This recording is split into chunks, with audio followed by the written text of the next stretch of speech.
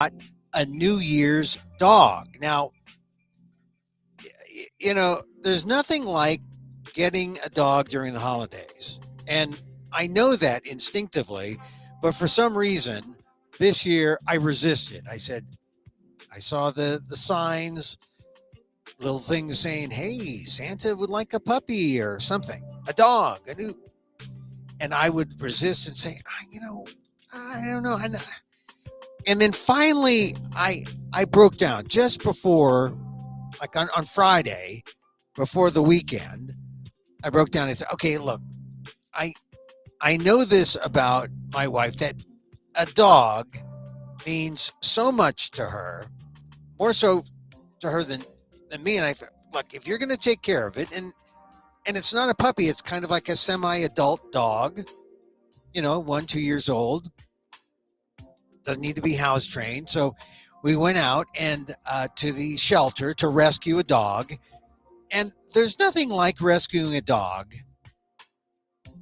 on the last business day of the year, because if you've ever been to one of your shelters, wherever you are, I imagine they're all the same, although some are the so-called no-kill shelters, which are actually really bad because they just warehouse them. They don't do anything, right? But so this shelter where I am is not a no-kill shelter, but they do have a large facility where they warehouse dogs. And you go in and it's so sad. I mean, we're coming out of Christmas, we're going into the new year. I figured, I'm glad we did this. And you can't really tell from pictures what a dog's going to look like or what a dog's going to be like. So you got to go down there and you got to sniff each other out. They sniff you, you sniff them. It smells like dog. Oh, real dog. Let's bring it home. And so that was Friday. Then Saturday, New Year's Eve, we're celebrating with the dog. We have our Christmas, New Year's holiday dog. And then it's New Year. And then it's like today as I speak, it's the 2nd of the new year. And the dog is playing with the cat, is playing with the older dog. And it's one big animal family at the Guillermo household here in California. And that's the holidays.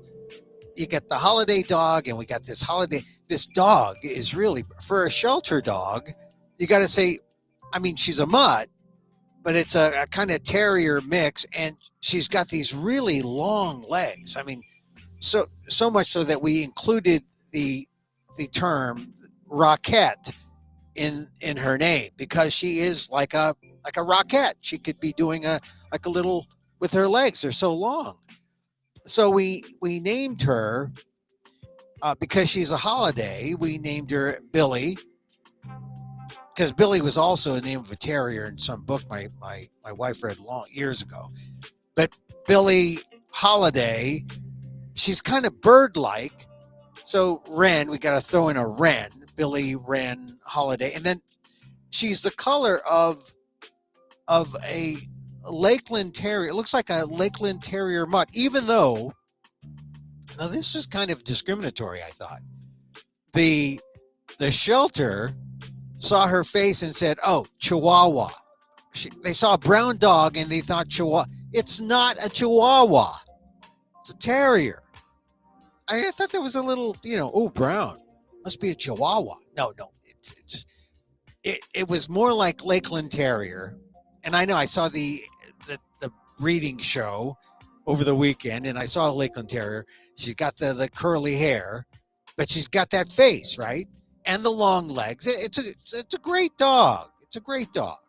So but she's bird-like. So we threw in a Wren, W-R-E-N. So it's Billy Wren Holiday Fawn, or Billy Wren Fawn Holiday Rocket. That's her full name. Because you can't. Dogs like these names. They like the connection, the verbal connection. So, and I might forget the name. So Billy Wren Fawn Holiday Rocket. That's her. And the other dog is Robin Pearl Beyonce Guillermo. Guillermo, of course. We're going with Guillermo. And the cat is Emma Orange Peel because she's an orange tabby. She's like a Emma Peel, right? The Avengers, right? So great fun naming your animal companions after you get them, and they're all like running around and sniffing each other and getting along. So it's great. Happy New Year, everyone. Welcome to Emil and Amok's Takeout. My takes on all things considerable. I got to talk about my new animal companion because really, if you ever think about what am I going to do, at the end of the year, holidays, New Year, I'm convinced now you got to go rescue, adopt, do something with a dog who's at a shelter, who needs a home. It was really the perfect answer to the holiday. Almost important as having the kids come back. Was it more important? No, not more important, but it was the highlight of the holiday to bring home a new spirit, a new animal companion. Man, that says holidays. And now look, we're taking down the tree and I'm watching. My wife has a Disney Channel on and she's watching Lady and the Tramp. And Lady and the Tramp had all this stuff in it. The Siamese cat song. I couldn't believe that.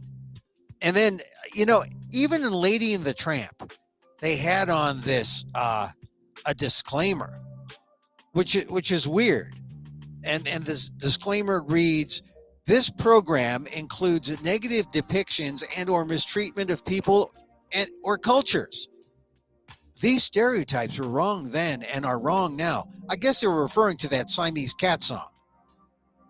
"Rather than remove this content, we want to acknowledge its harmful impact." Oh, yes, nothing like the history of discrimination, the history of racism. You're all enrolled, whether you like it or not. Learn from it. Spark conversation, maybe on Emil and Amok's Takeout, to create a more inclusive future together.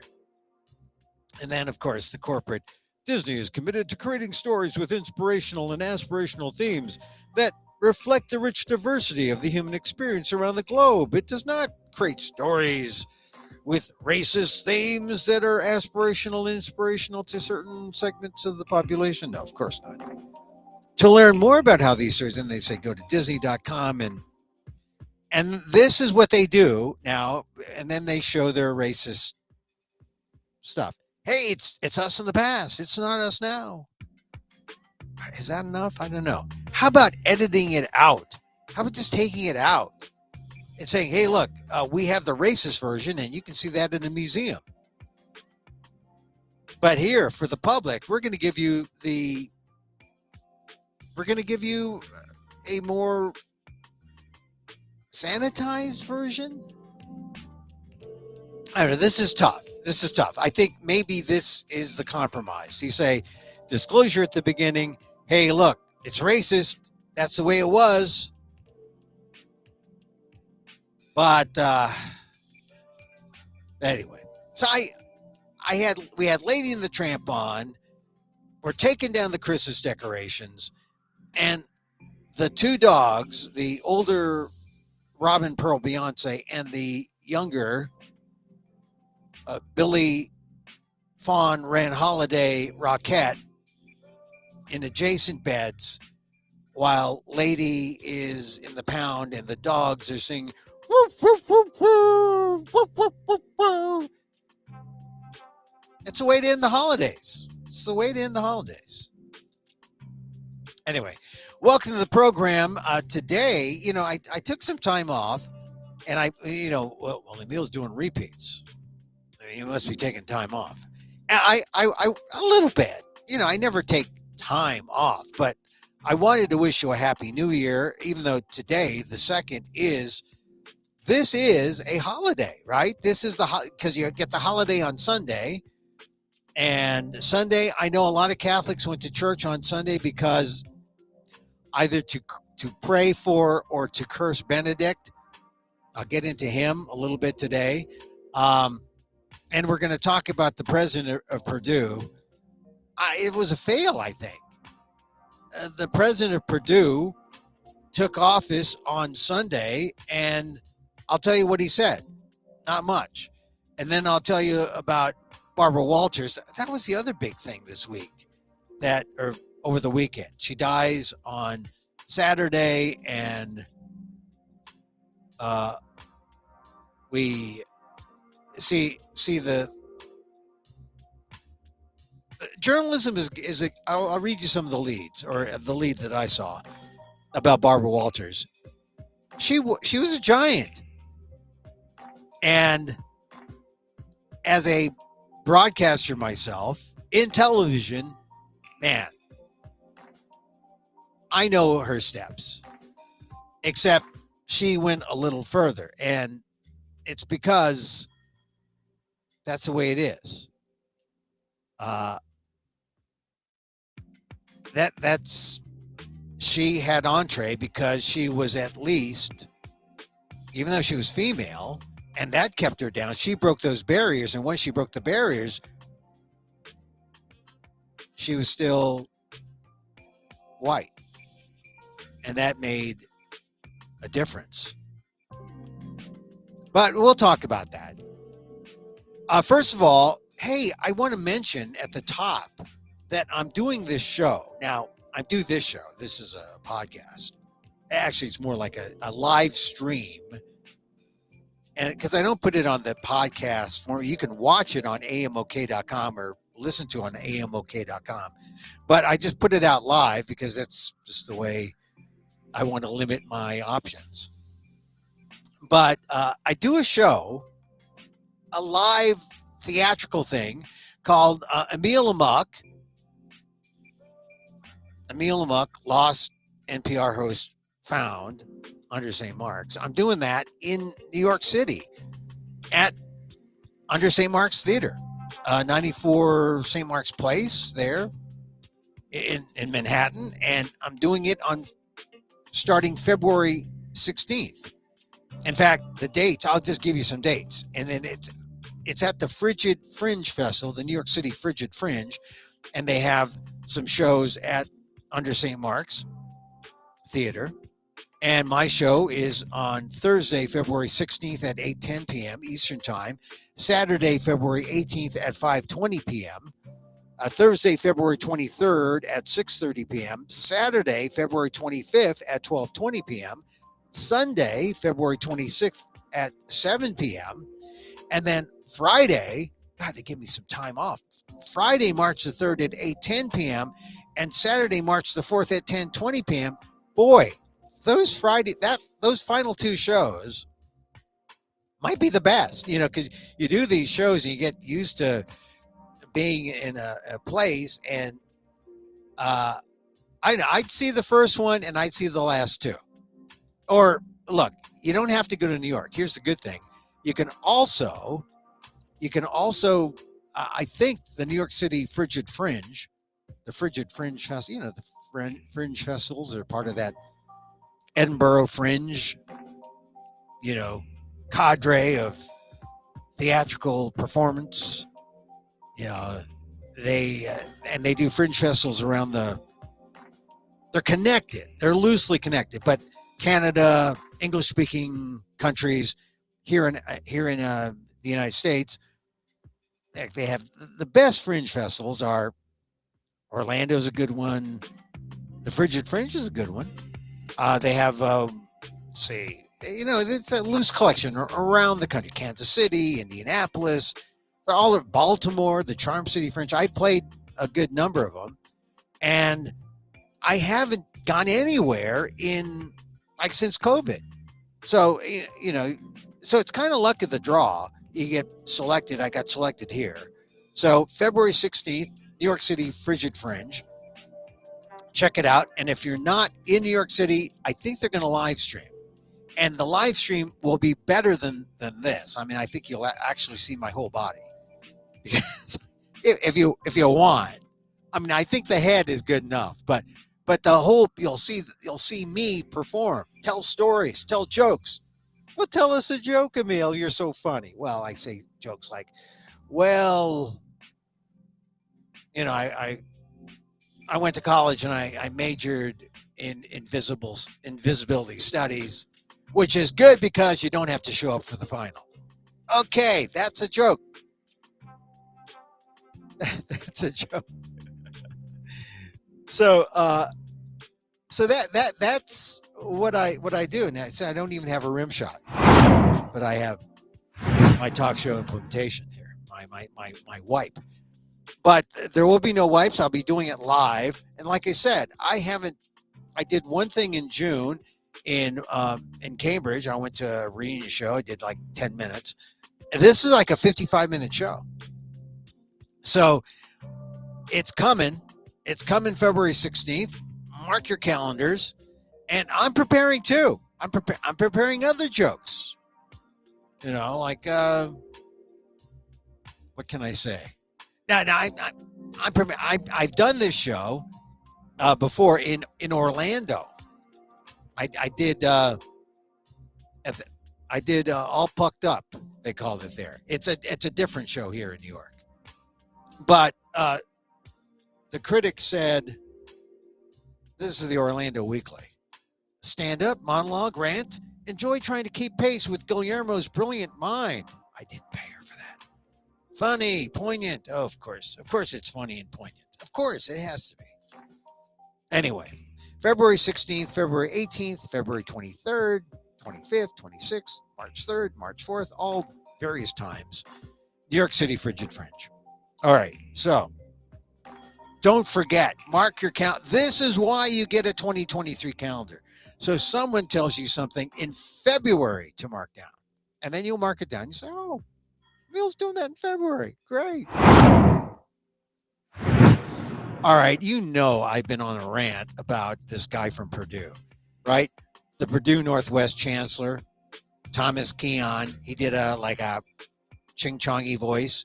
At a graduation, it wasn't like, among friends with drinks. Oh, we're buddies. We're telling. No, he did it in public.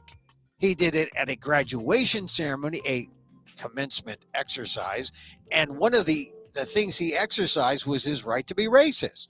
So he's talking in this Chinese accent. Well, it's a Chinese sounding, Asian sounding accent. But he says, now it's one thing if it was just gibberish. And just gibberish, right? Innocent. But he stops and says, that was my Asian version of a previous speaker who was using gibberish. And gibberish is gibberish. It's a, see, now my gibberish is always Asian because I'm Asian. I imagine people use gibberish. They'll use gibberish because it's like, well, we're Eastern European. We all sound like, we're ready to do the Russian dance. No, me, I guess I'll always sound Asian, but here's this white guy, Chancellor Thomas Keon, doing this. And this was on December 10th. So this is now January 2nd as I speak, the 23rd day of this ordeal, and it hasn't gotten any better. In fact, it's gotten worse. I mean, first of all, he did an apology on December 14th, and then the Board of Trustees instantly accepted because they didn't want anything. They wanted to, quash this right away. The faculty senate said, no, we want you to resign. And then when he didn't, the faculty senate did a vote of no confidence on Thomas Keon. And he still didn't resign. And then the Board of Trustees last week took it up, and the Board of Trustees of the entire university said, hey, we're going to just reprimand Thomas Keon. Reprimand. That's like a tap on the wrist. That's like a light tapping on the wrist. And here's the thing. Everyone knows what Thomas Keon did was racist. They say, hey, he's racist. We know it's bad. But we're going to let him go this time. We're going to let the racist go this time, see if there's a pattern. This is the kind of free pass that is pretty traditional in the old, non-diverse higher ed. And it's unfortunate that the Board of Trustees said, we'll just wait. The only one who can really, truly, come down hard on this guy, Thomas Can, is the president of the university. So on Sunday, the president of the university, Mung Chang, that's right, he's an Asian American, gave his inaugural message. I guess they figured, well, let's just put out on January 1st a message, because it would be too much. It'd be too much if we, had like a ceremony. So I went online, and this was Mung Chang. Mung Chang is young. He's 40-ish. I think he's 40. Went to Stanford, super smart. Stanford electrical engineering, math, went to Princeton, was a scientist, electrical engineering. He holds like 25 patents. This guy's a superstar, right? Purdue lured him away and said, you're going to run our College of Engineering. And they really wanted him to be, I guess, well, it's where he's ended up. He's president 5 years, with 1 year as an advisor to the Trump administration. The Trump administration, the racist Trump in science. So you kind of know where he's at. Also, he's a close friend of Mitch Daniels, Republican governor, who 10 years was the president of Purdue, stepping down but still staying on. So this is a big deal that Mung Chang is president. He had his chance to say something in his message. Here, he doesn't say anything except that he says, as an immigrant living the American dream and as a citizen of the greatest nation in human history, I am grateful to serve in higher education, the best hope for freedom and opportunity. Doesn't this sound like a typical Fox News Asian American?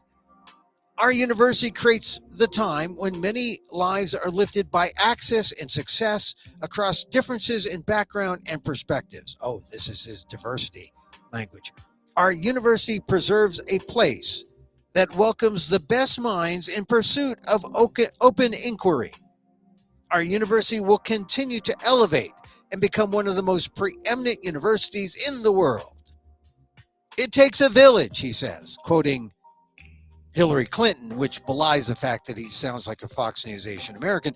But it takes a village, he says, and each day is a reminder of our shared sense of purpose, despite seismic changes coming to the modality and impact of residential education, online learning, and university research, which says, hey, we're all in this together, even though our purpose, our mission, how we teach is all changing. He's right. These are like some big things. But the diversity thing is like glossed, right? Wide brush. He could have said, and by the way, we have a racist in our midst in my leadership, and I will eradicate this person immediately. He didn't say that. He could have said that. It would have been nice for him to say that, but he doesn't say that. He said, fueled by a sense of urgency, we got right to work today on Sunday and will report actions to you in the coming days, skipping any investiture ceremony. He doesn't want to be invested in a kind of he's not like premier for life or anything like that. Come on, he's just president of Purdue. And he'll probably have better opportunities somewhere in the future. He's president at age 40, top flight university, that Mitch Daniels, who wanted to be president, stayed in for 10 years. It's a good gig in Indiana. Conservative as heck. Here's this, very humble, I'm living the American dream kind of guy. And he is appropriately sycophantic in this to Mitch Daniels, the man who plucked him out and said, hey, you be president. Affirmative action is what it is. Except he's qualified. He's an accomplished academic. Whether he is qualified to lead the entire university, we'll see. But one of those things that we need to see is he going to act on something like Thomas Keon, his, I guess, inner circle of leadership at Purdue? And so far not. So in his message, Mung Chang says the only ceremony in the months ahead will be my previewing a new sophomore course and relay running to raise funds for student organizations on April 26, the 2023 Purdue Day of Giving. My family will then host a cookout that evening at Westwood for community members with young children. So, I mean, this guy he's a good raw Boilermaker, right? That's whenever people mention the mascot of the school, you know they're heading into that territory of, super butt-sucky kind of, rhetoric, right? Just like the Moscow, Idaho, the when they got the suspect the other day. When you hear an academic say, "We are Vandals proud," they're called the Vandals there. We are proud to be Vandals, and we're going to stay together. That's a reminder of teamwork, a reminder that we're on the same team. So at least you got to give it to Mung Chang. This is how he closes his inaugural message. He says, to Purdue's unique combination of excellence and values, and sometimes racism, if you consider Thomas Keon, generations of Boilermakers have been ever true. When confronted with challenges, Boilermakers act with optimism. When tempted by complacency, Boilermakers choose to aim higher and touch the face of the moon. Kind of poetic there a little bit. In the decades ahead, let us keep innovating across all units and keep excelling at scale, one brick at a time, toward boundless potential in the Boilermaker future. Hail our Purdue and Happy New Year. I'm not doing anything against Thomas Keon right now. I don't feel pressured yet. No, he didn't say that last part. But essentially that's it. Mung Chang, President. Roscoe H. George, Distinguished Professor of Electrical and Computer Engineering, Purdue University. The first active president, Mung Chang at Purdue, the first Asian American president of Purdue. And what does he do? Does he do anything to say, hey, that Thomas Keon, why don't you come say that joke to my face? That would be something. That would be something. Well, Thomas Keon, why don't you say that to my face? Do that accent. He wouldn't do it. He didn't do it. Anyway, I would hope that President Mung Chang will have something else to say. Check out my columns on the ALDEF blog, aaldef.org/blog. Also on if you're Filipino, the diaspora website for Filipinos all over the world. It's inquirer.net. Check it out. Emil Guillermo. I've written about this. I'll write about it again. I hope. We're at the reprimand stage, and we need to go beyond reprimand. We need to go beyond reprimand, and we need to look at what Thomas Keon has actually done, and if he really is the diversity guy at Purdue Northwest. He tries to act that way because Purdue, the Latino attendance or the Latino acceptance rate or the population, student population, is really high. It's like in the mid 20%, which is high. Only 3% Asian. I got that from their website. And maybe that's why he feels like he doesn't have to apologize. Because I'm here in California where Asian Americans are everything. And he feels like I can get away with this. President Mung Chang, we got to be rooting for President Mung Chang to be strong and tough and to be an example of diversity. He's their president. He can act. We're coming out of this period, more than 11,000 Asian Americans on the other end of minor to major hate transgressions, according to Stop AAPI Hate, ever since the pandemic. That's what was caused when President Donald Trump, the former president, used those racist terms, Kung flu, China virus, scapegoated Asians for the pandemic. I mean, that didn't come at a cost to the Asian American community. Here was an opportunity, Meng Chang, to do something. I hope he does something. I hope he does something, because if he doesn't, more than just a missed opportunity.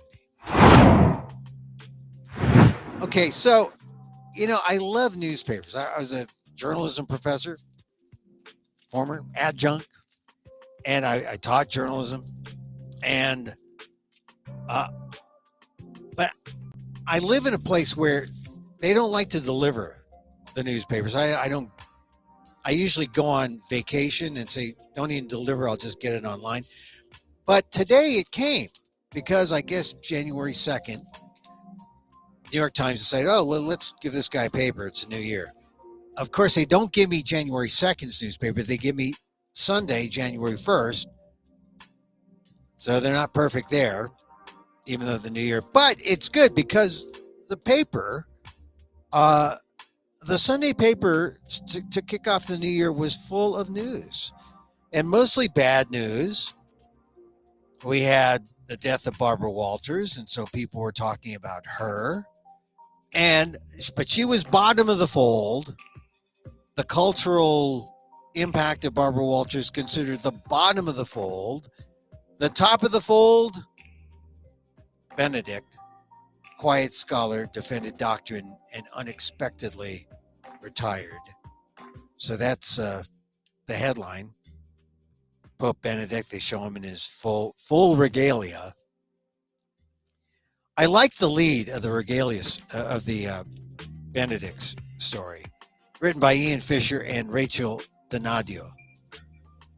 Benedict the 16th, the Pope Emeritus. Got to get that emeritus thing. People love that emeritus stuff in academia. Benedict the 16th, XVI, the Pope Emeritus, a quiet scholar of diamond hard intellect. That's a good a quiet scholar of diamond hard intellect. That shows that this guy's tough. Tough as nails? No. Tough as diamonds. Better than nails. Quiet scholar of diamond hard intellect who spent much of his life enforcing church doctrine. That scepter. That was like a nun's ruler.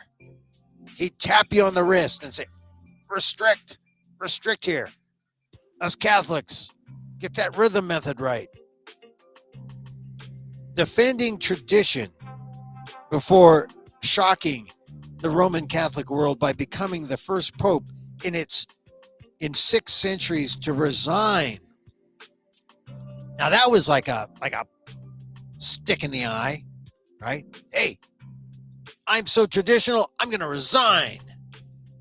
Man. Died on Saturday, he was 95.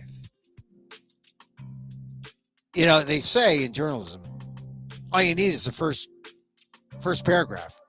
There you got it all. If that's all you got, you know the kind of guy he was. He was complex. He was kind of conservative. And then when he saw the world was going against him, he said, "Oh, take this. I'm resigning." That's a guy. But I say, instead of like the first graph, go 3 deep, and then you get it all. So the second graph, Benedict's death was announced by the Vatican. Need to know that. No cause was given. This past week, the Vatican said that Benedict's health had taken a turn for the worse due to advancing age. Now, I take offense at due to advancing age because it says that, advancing age is the cause of death. You get old, you die. Getting older is not a sickness. See, and when you hear stuff like that in the second graph of the New York Times, it furthers that stereotype. Oh, old. He's old. He's sick. Old is sick. Old is sick. Gonna die. No, old does not mean you have to die. And most people around the New Year's, they're talking about, oh, I'm going to lose that weight that I gained. I'm going to, during the holidays, all those cookie parties, all the drinking, although I have to say, I haven't heard that much of it in the popular media. Like, now's the time to lose that 10 pounds. I haven't seen that as much, but usually that's what happens. January, oh, I'm going to take off that. Look, and then as far as getting older, being, synonymous with getting, aging and getting sick, that's just baloney. Especially if you eat right. I mean, that's all. That's what it takes. You just have to eat right. What does eating right mean? Well, look, I found out this week, I was just checking, my last blood test. My LDL level was 84. That's LDL, not IQ. Oh, that's a joke, Emil. No, seriously, LDL level 84, that's considered good. IQ 84, not that good. But that's not my IQ, that's my LDL. LDL, they used to say HDL was a good cholesterol, but no, LDL. I got this from Dr. Michael Greger, nutritionfacts.org. He says, hey, this is what you shoot for. You got to shoot for that low LDL number. 75 is good. Shoot for that if that's what you're going. But if you're high, been a meat eater all your life, you got to get your LDL down to like single digits. Stop eating red meat. Stop eating animals. In fact, that's one of my resolutions. I'm going to stop saying, I got this from some poet on Twitter saying, I'm not going to say I'm not eating meat. I'm not eating animals. There. If you say I'm not eating animals, that means there's your stand. It's not against, a piece of flesh on your plate. You're gone beyond the piece of flesh on your plate. You're not eating meat because you're not eating animals. You're not killing. You're not being cruel. That's the important thing. So I just take offense at the line here in the Benedict story.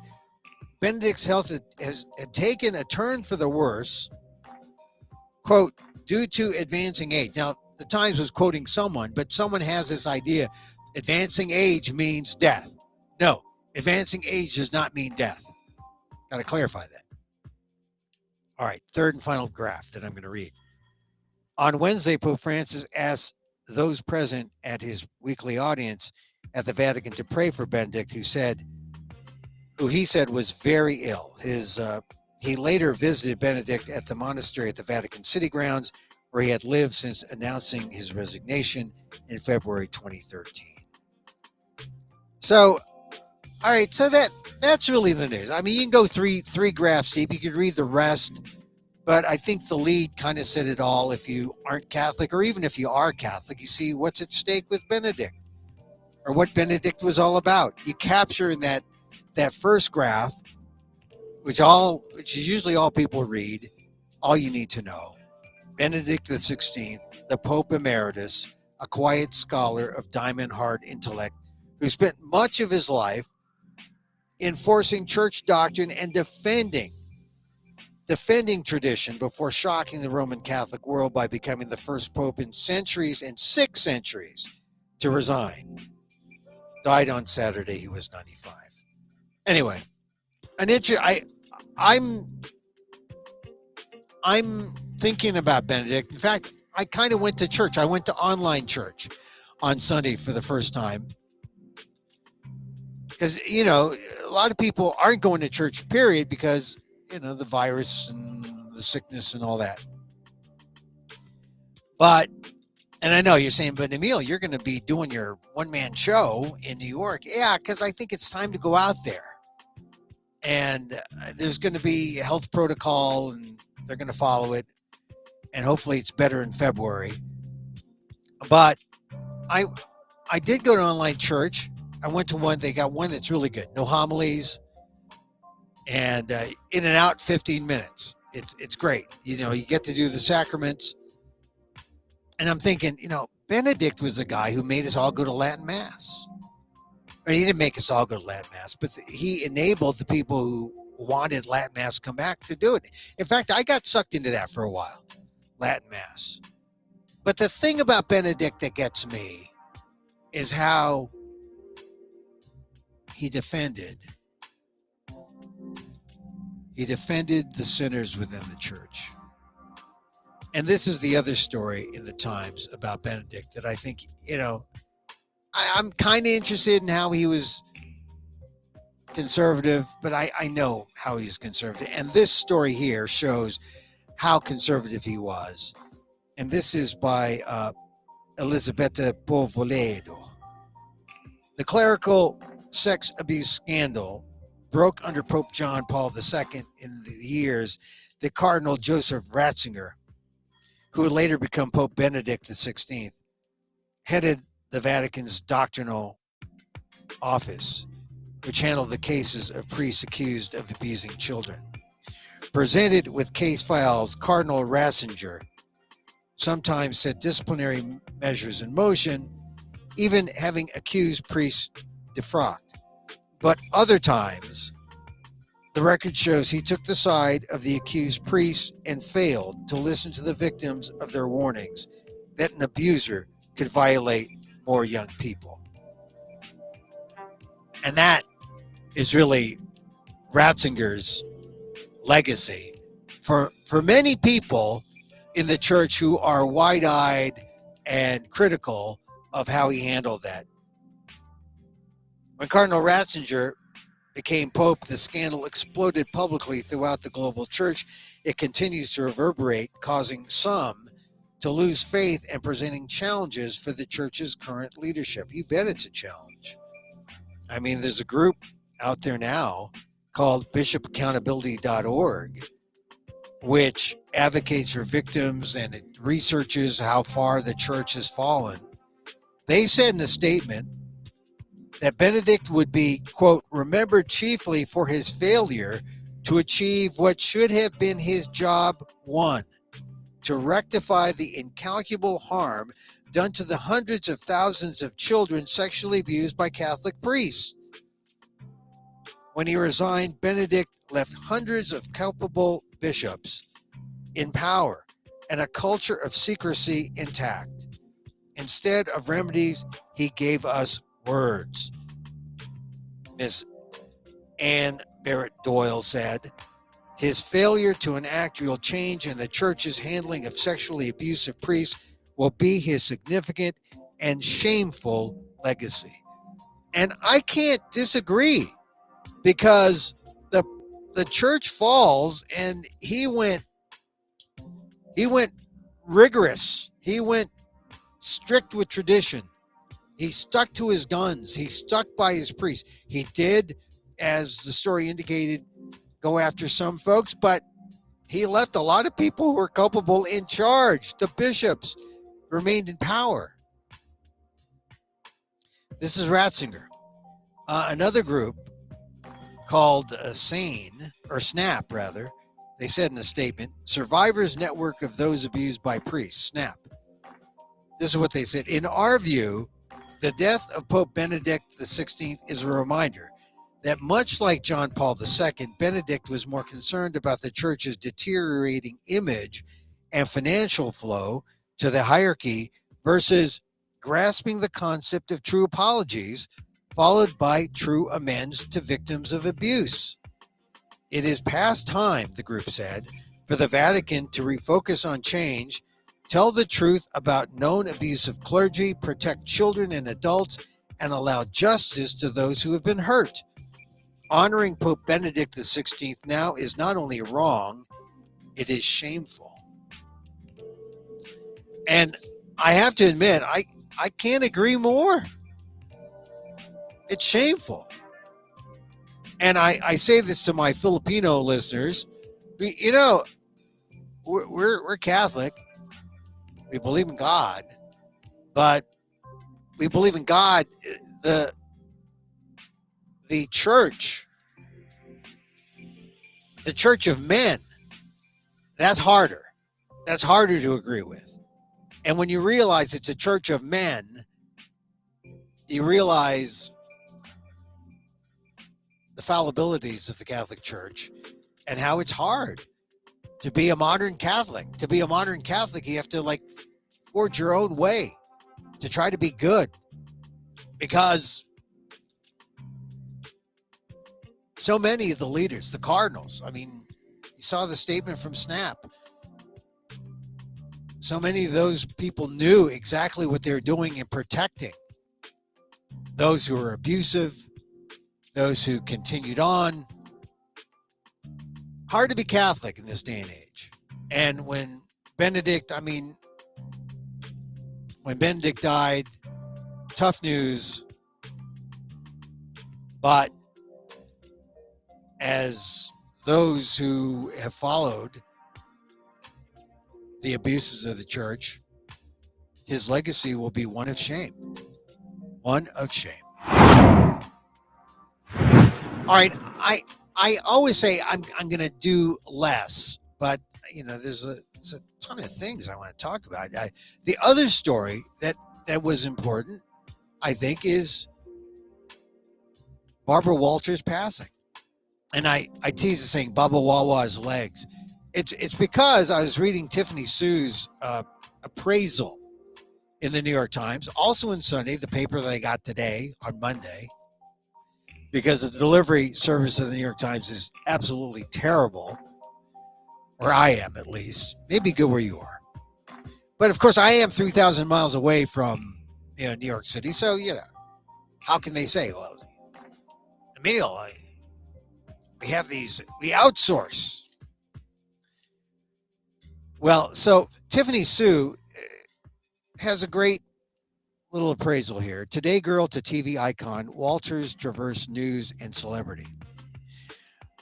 Long before she became the first woman to co-anchor a network newscast and the foremost primetime interviewer of heads of state and Hollywood stars, Barbara Walters understood the power of television, which is, that's fair. I mean, you got the most important thing. She was first co-anchor, network newscast, and she interviewed all these people. Right? She was a get. She got him. When she was a teenager in New York City, she saw that TV provided an escape for her cognitively disabled sister, who spent hours watching I Love Lucy and Texaco Star Theater. And it wasn't lost on her how her father's nightclub business fell off, in part because of television's ability to keep people in their living rooms at night rather than out on the town. That is really the power of TV, the power of in-home entertainment, right?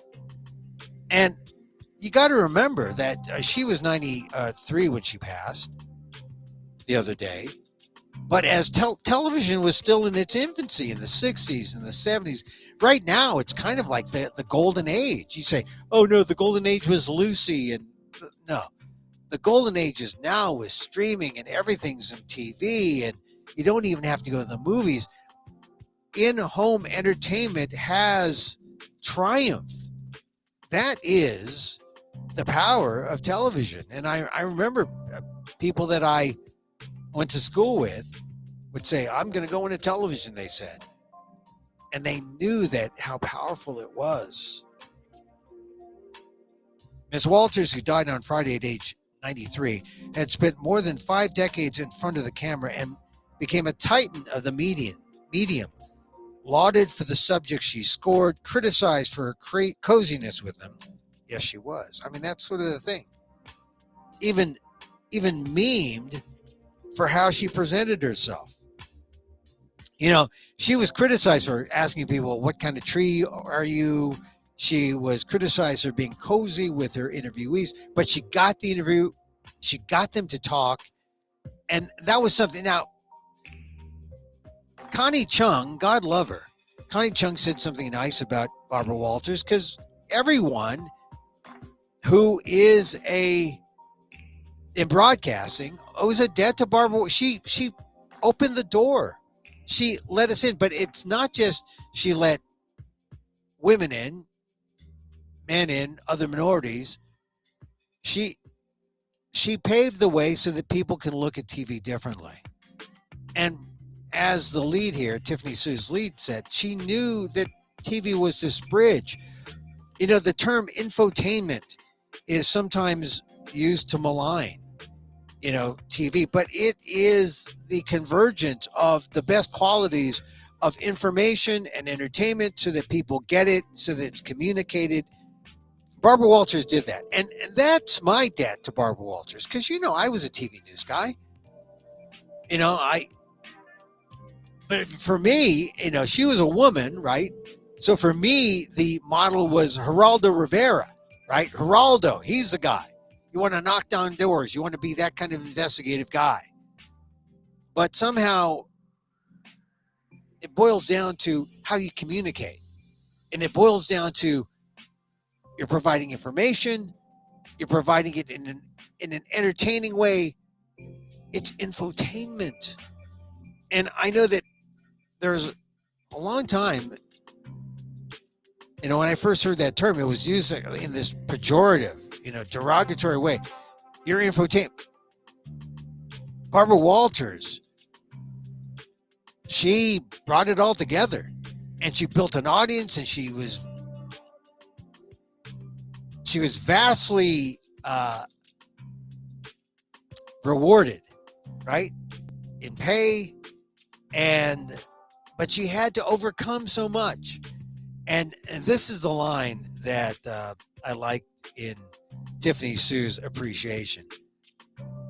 Walters wrote in her 2008 memoir, Audition, that it was her legs, not her skills, that persuaded the head of a small Manhattan advertising agency to give her a job soon after she graduated from Sarah Lawrence in 1951. She quit when her boss became overly amorous, as she described it. I mean, this is the thing about being attractive helps in TV news. And one of the things that I learned, even when I was out on the streets as a reporter, but I also did a turn as on the anchor desk when I was in Washington, D.C. on TV. This is after NPR.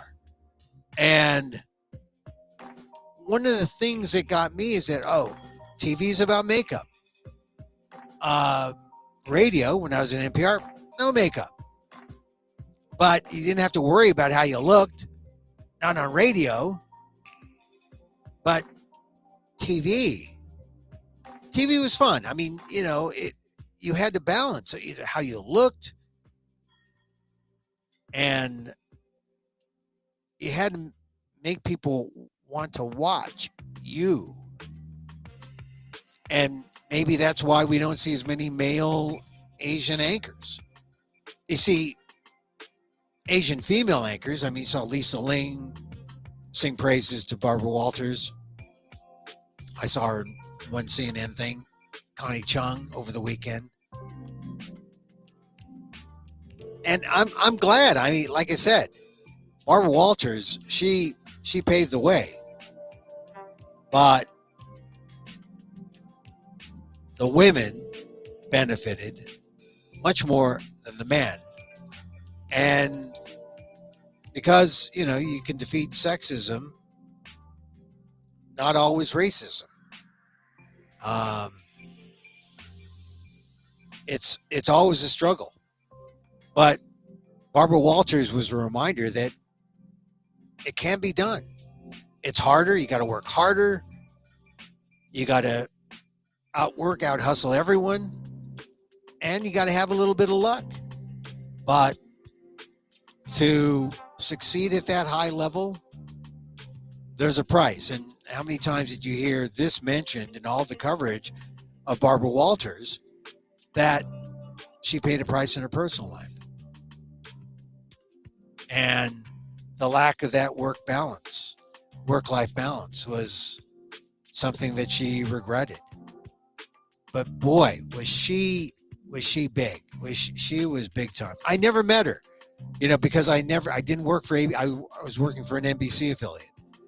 And I worked for an ABC affiliate, but that was so low. I was so low on the totem pole. I didn't get a chance to meet Barbara, but I would have liked to, because I admired her interviewing style. I admired her presence. And here's a fact that I did not really get until she died. When she created The View, which really was,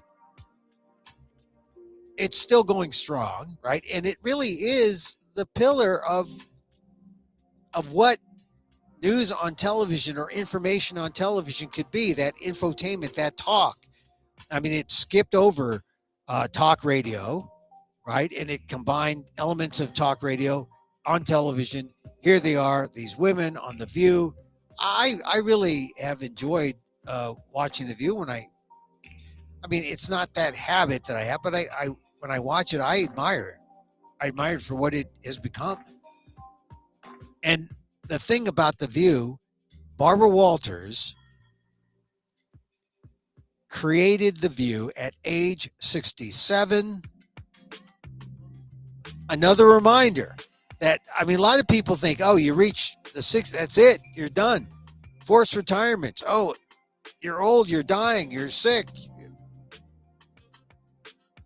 Barbara Walters created The View at age 67.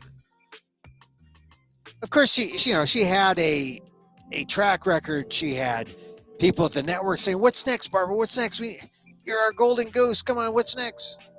How many Barbara Walters specials you willing to do? Come on, what's?" Well, I have this daily program. Get 5 women together, and look at how many imitators it spawned. But that's the kind of opportunity that you get only with success, and only with success. That's when you can get beyond, oh, she's, the race, the whatever, all the obstacles. If you say, oh, but they bring money, oh, they win, oh, they do this, they listen to you. And she had some successes in her time, I would say. So, mourning Barbara Walters. I mean, I mourn because, as I say in my show, I talk about my time as a host at NPR. First Filipino American male, or first Filipino American to host, but first Asian American male to host a national news show, radio or TV. First Asian American, that would be Connie Chung, which I like to say makes me the male Connie Chung. Still works.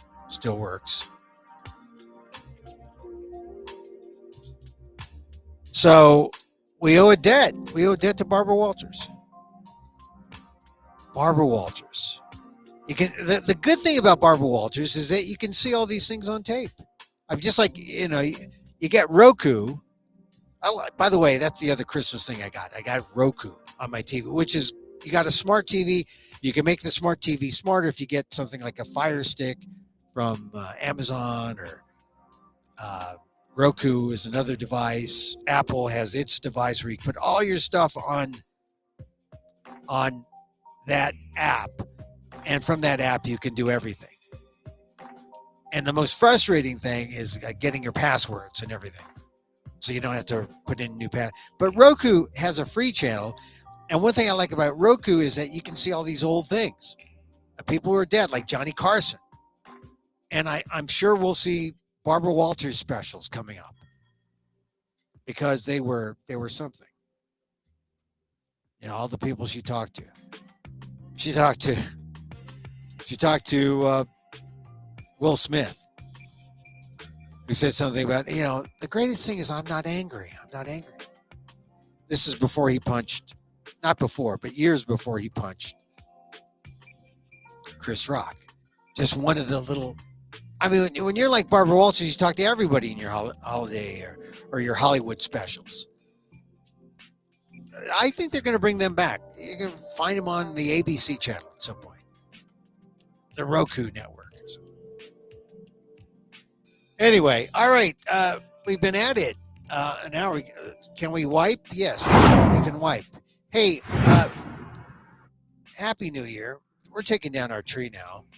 I think it's time. Usually I say, let's hang out till Epiphany, or let's hang out till when, right? But a lot of people are taking down their trees. If you're one of those, I'm taking it down January 2nd. That's it. So happy holidays to you. Happy New Year. We're here Monday through Friday,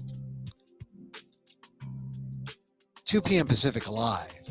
Because I just like the time of that, 2 p.m. Pacific Live. You can watch replays of this on my website, amok.com. Check us out sometimes on Twitter, or all the time on Twitter, at Emil Amok on Twitter. On Facebook, facebook.com/EmilGuillermo.media. Also on YouTube. Check out my pathetic YouTube channel. I don't monetize any of this. I just put it out there. I'm alive. Emil's alive. He's talking still. Check it out. Regular listeners, viewers, if you're a viewer, you're a listener, I like to meditate. So today's meditation is just about the loving kindness. Loving kindness is so many times loving kindness has helped. And I when I got my paper today, I don't know why I got the paper today, because I thought I was still on my vacation. But they delivered it. But they didn't deliver the Monday paper. They delivered the Sunday paper. And then I was mad again. And I had to call up customer service, and I got and I didn't yell at them because the meditation took hold.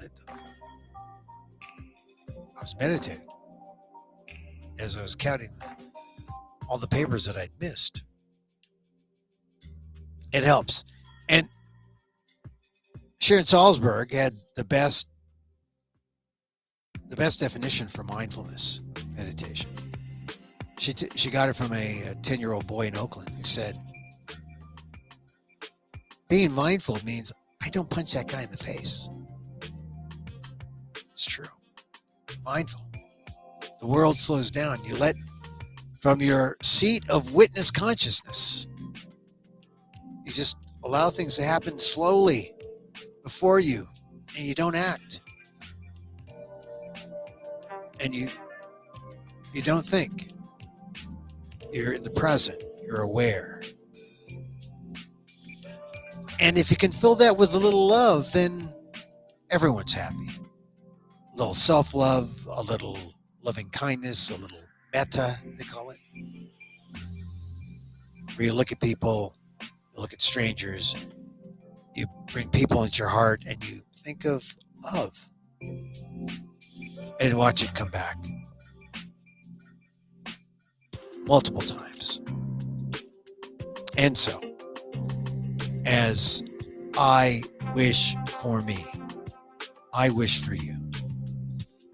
May you be safe. May you be happy. May you be healthy.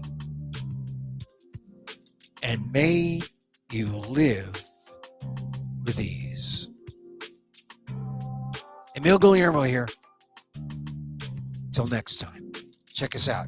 amok.com. YouTube at Emil Amok 1. Live 2 p.m. Pacific. We'll be back tomorrow. Till then.